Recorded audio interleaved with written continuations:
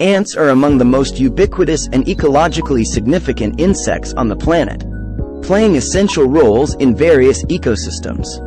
Their diverse behaviors, social structures, and foraging habits have caught the attention of researchers across disciplines. One aspect of ants' behavior that has gained significant interest is their potential role in disease transmission.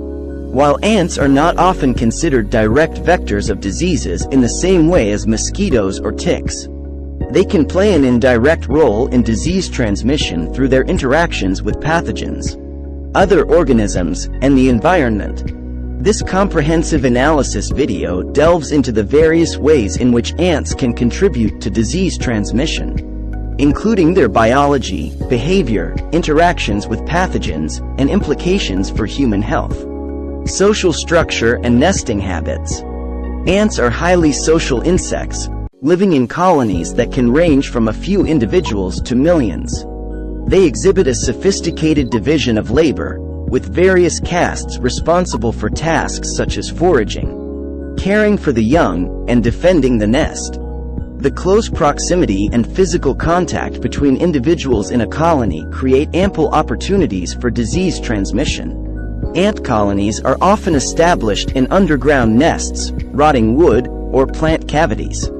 These nesting habits can lead to interactions with various microorganisms and pathogens present in the environment, potentially facilitating the transmission of diseases. Foraging behavior.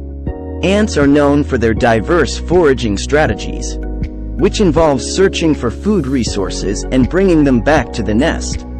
During this process, ants may come into contact with contaminated materials or pathogens present on the surfaces of food items. These pathogens can adhere to their bodies and subsequently be carried back to the nest, where they can infect other colony members. External pathogen attachment.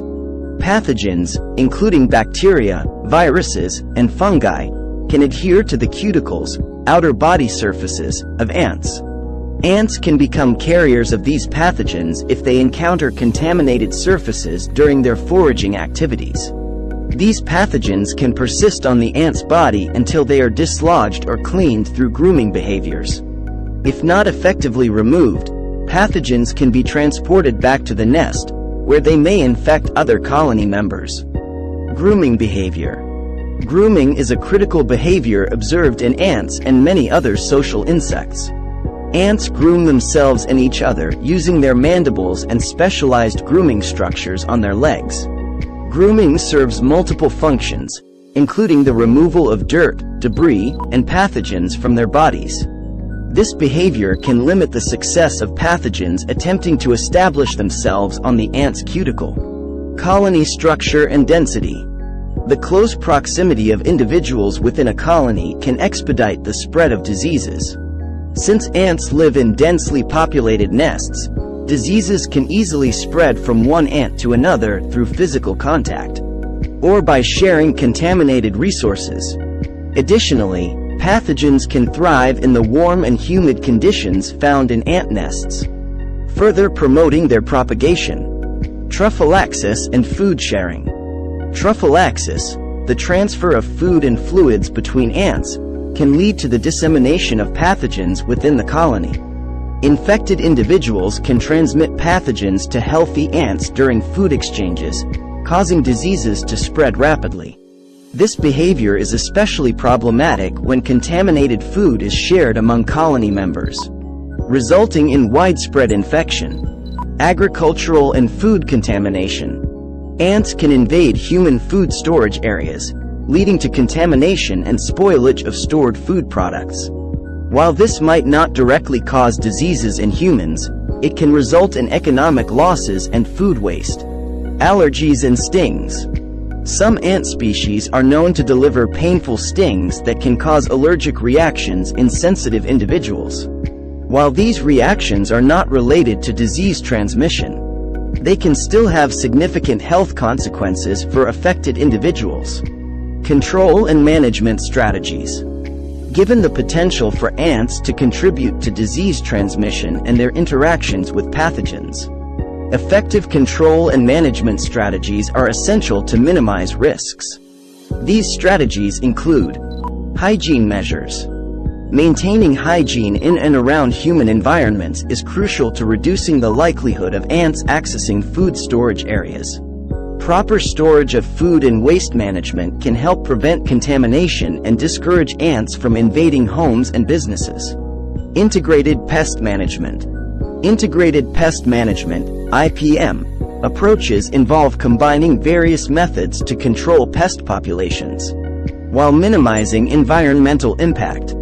IPM strategies for ant control may include the use of baits, insecticides, physical barriers, and habitat modification. Pathogen diversity and transmission dynamics. Further investigation into the diversity of pathogens that ants can carry, and their transmission dynamics could provide insights into potential disease reservoirs and routes of transmission. Impact of climate change. Climate change can alter the distribution and behavior of ants, potentially influencing disease transmission patterns. Studying how ants' interactions with pathogens change in response to shifting environmental conditions is a vital area of research. Conclusion.